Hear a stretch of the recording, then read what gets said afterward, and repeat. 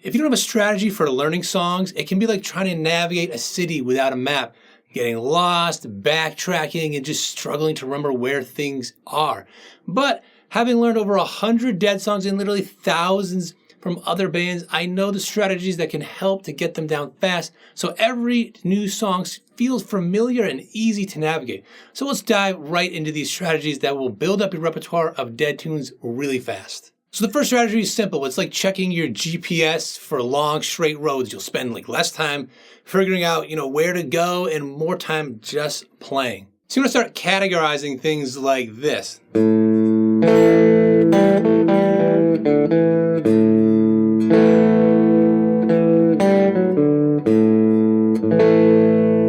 What were those two things in common?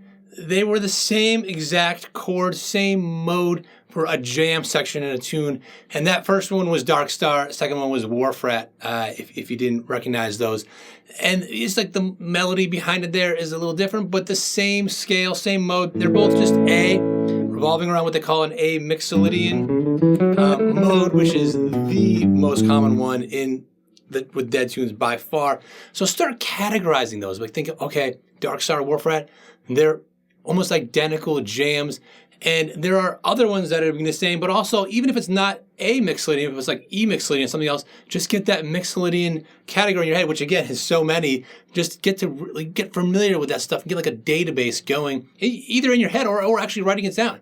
So take a look at these open jam sections that repeat. And if you want to learn, Grateful Dead songs faster, I've got something that'll help you even more. On my Patreon, you'll find backing tracks for songs that have big jams like that for over 250 songs and counting. You can check out the link down below and see what's inside. So another example would be this.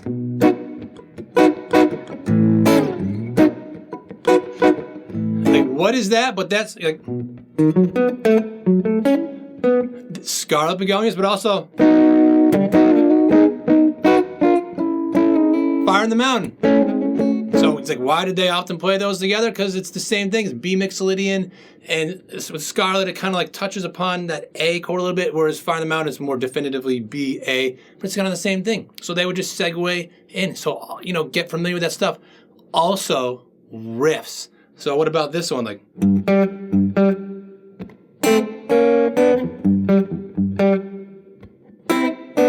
versus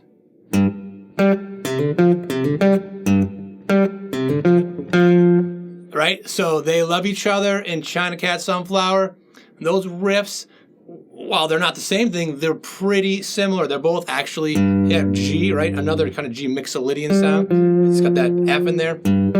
But starting off with a thing called octaves. And there are so many others that are just like that either in G as well, or again, other keys, but they're the same idea. So get this stuff kind of categorized in your head. So strategy number one is categorize similar jams and riffs. So when you're navigating a new area, you want to have an understanding of the city's layout. And over the years, I've developed a simple system for how I look at the big picture of a song, which helps me learn and memorize entire songs really fast. And I just call it song code, right? It's like literally there's a code for each song. So I'm looking at the big arrangement and I just do it shorthand. So I for intro, V for verse, C for chorus, B for bridge, things like that, S for solo, and just have it mapped out, because all too common, people will learn the parts of the song, but they don't learn how those parts go. What the arrangement is. I mean, I can't tell you how many band rehearsals I've showed up to where people knew the song, but they didn't know how it went, and people would constantly like, oh wait, does it go to the bridge after the second chorus, or it's like, just write it down. So I just got so frustrated over the years, I just start writing it down and just keeping it shorthand, and then that way I'd have it right there. And if we had a whiteboard, just throw it up on the whiteboard, no more confusion. We're cranking things out so much faster. It makes it so much easier to memorize things. And again, you can see these patterns between songs of, oh, this song is just like that other song. It's got the same exact code, even though the chords and all that stuff might be totally different, but it's the same structure. So strategy number two is you want to see the big picture with song code. Just like understanding the layout of a city, it's also super helpful to have clear road signs. And seeing chords as numbers instead of just letters is a strategy like having clear road signs in a city.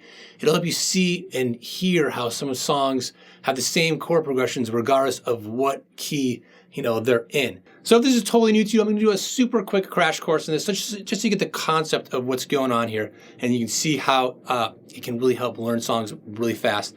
If we take the key of C, so C major scale, right? So all the letters there, so C, D, E, F, so on, right? And then we just give them numbers, so 1, 2, 3, so on, and then we play chords built upon them. So C major, right? And then D minor, because if we played D major, you'd have a note, that F sharp, that would be outside of the key. We want to make it in the key, make it that F, so that's D minor, and so on, E minor, F, G, A minor, B diminished, really weird one, which you don't hear too often, so we actually can just forget about that for now and focus on 6 scale degrees.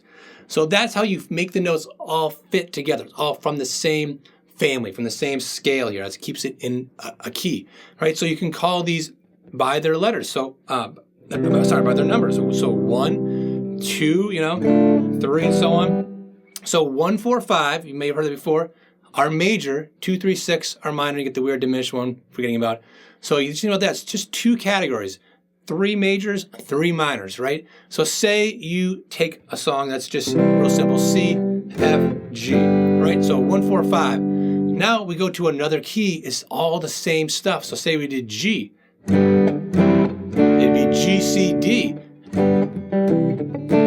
versus C, right? And they all have the same sound. So regardless of what key you're in, the numbers have a distinct kind of sound. Like that 1 chord is very, very restful. The 5 chord is actually very unstable. All it wants to do is pull back to that 1 chord. So when you get familiar with this stuff, figuring out different keys, you can then see these patterns and stuff, and it makes it so much easier to learn songs.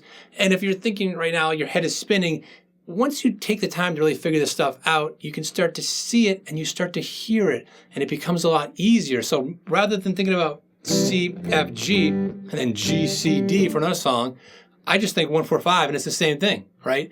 But even beyond that, I don't think about the numbers. I think about more about how it sounds, and this gets to the core of how chords sound, so it really makes things a lot easier. Like blues, the vast majority of blues, straight ahead blues, it's just 1, 4, 5 stuff. It's just so the 1, 2, 4, 5, 1, and things like that, but variations, just so there's these patterns you hear over and over. It makes it so much faster to learn. And this next strategy is like having a map, which is going to help you know exactly where you are in the song at any time. So it's taking those chord numbers, but applying them to songs and looking at the common progressions. So say, for example, you've got this tune.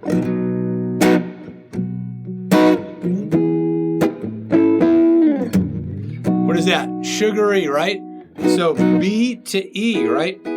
Now, what about this one?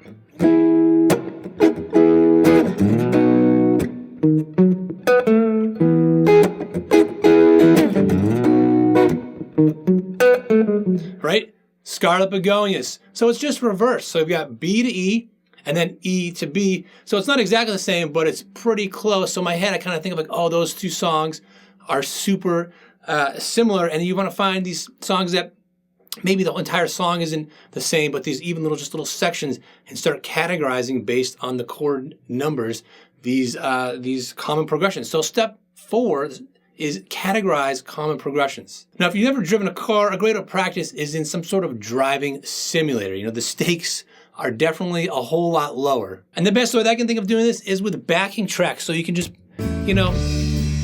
put one on and you can just try, anything like, oh, that sounded awful, but who cares?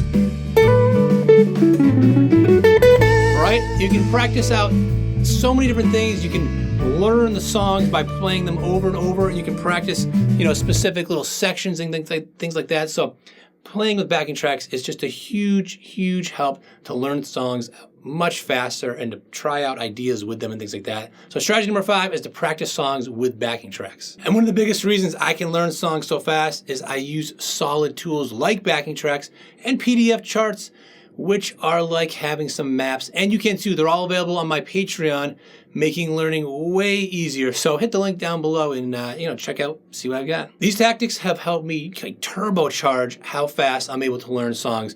But just learning any old song isn't the best use of your time, because you want to be strategic in the songs you choose to learn.